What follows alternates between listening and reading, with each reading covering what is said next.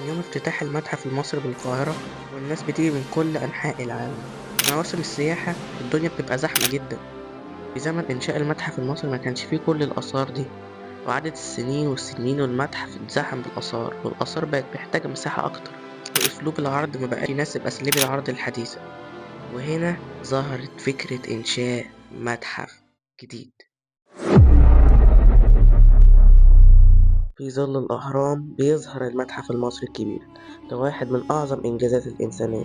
المتحف المصري الكبير مش مجرد متحف، بل أكبر صرح أثري في العالم، مخصص لعرض أعظم حضارة عرفتها التاريخ، على مساحة 500 ألف متر مربع، ويضم أكثر من 100 ألف قطعة أثرية بتحكي تاريخ الحضارة المصرية. أول حاجة هتشوفها هي المسألة المعلقة الوحيدة من نوعها في العالم.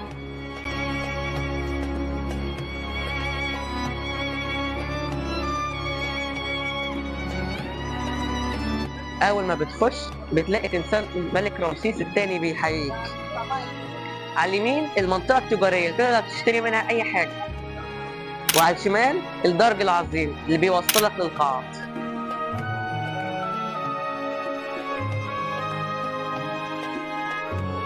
وفي آخر الدرج بتوصل لأعظم أثر في الدنيا، الأهرامات.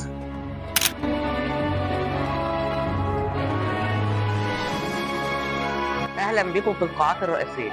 هم 12 قاعة مقسمين لثلاث عوامل: المعتقدات والملكية والمجتمع. والقاعات برضو مجهزة بأحدث التقنيات والإضاءة.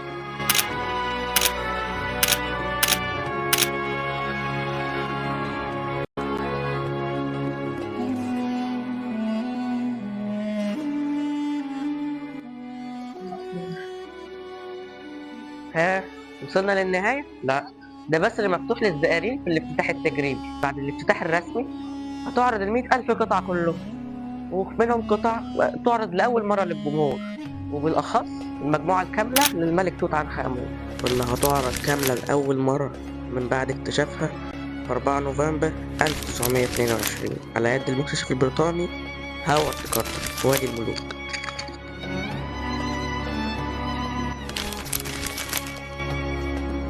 حتى مراكب الملك خوفو اللي هتعرض في مبنى مستقل في المتحف بعد نقلها في أغسطس 2021، واللي كان أمر نقلها عليه خطورة أكتر من بقاء، واللي كان يعتقد إن نقلها شيء مستحيل.